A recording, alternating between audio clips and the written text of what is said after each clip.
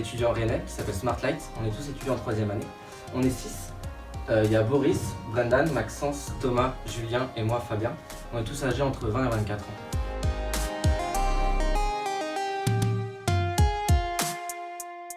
L'idée nous est venue lors de la piscine Moonshot, où on avait plusieurs thèmes qui nous étaient proposés.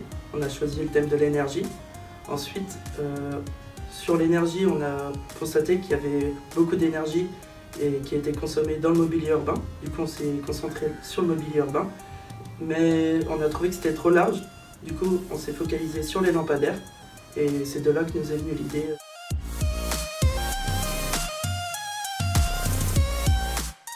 Du coup, nous, on a remarqué que les rues, la nuit, étaient éclairées tout le temps par les lampadaires, même quand il y avait des personnes qui étaient en train de se balader dans les rues.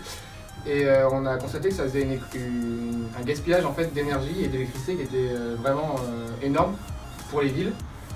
Certaines villes ont tout simplement pensé à couper tout l'éclairage public la nuit pour pallier à ce problème. Nous, on s'est dit qu'il y avait sûrement un entre-deux possible, une solution qui était plus viable.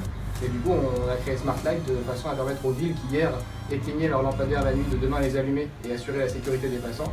Et aux villes qui hier allumaient leurs lampadaires toute la nuit de demain les éteindre quand ce n'était pas nécessaire, de façon à économiser de l'argent et de l'énergie en fait.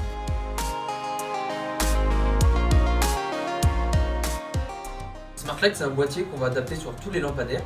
Ce boîtier va contenir un détecteur de mouvement pour détecter les personnes et une LED qui va s'allumer et s'éteindre en fonction du passage.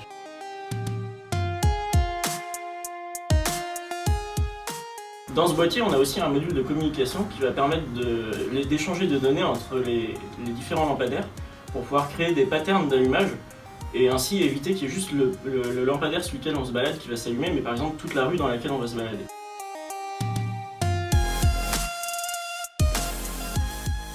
En plus de ça, on va transmettre aux villes des données de deux types, donc des données de passage qui vont permettre aux villes de faire de la restructuration urbaine et des données de consommation électrique qui vont les permettre d'avoir en temps réel la consommation de chaque lampadaire. Et donc aussi pour nous de faire de la maintenance prédictive, c'est-à-dire de savoir avant qu'une ampoule va arriver à sa fin de vie qu'elle a déjà été trop utilisée.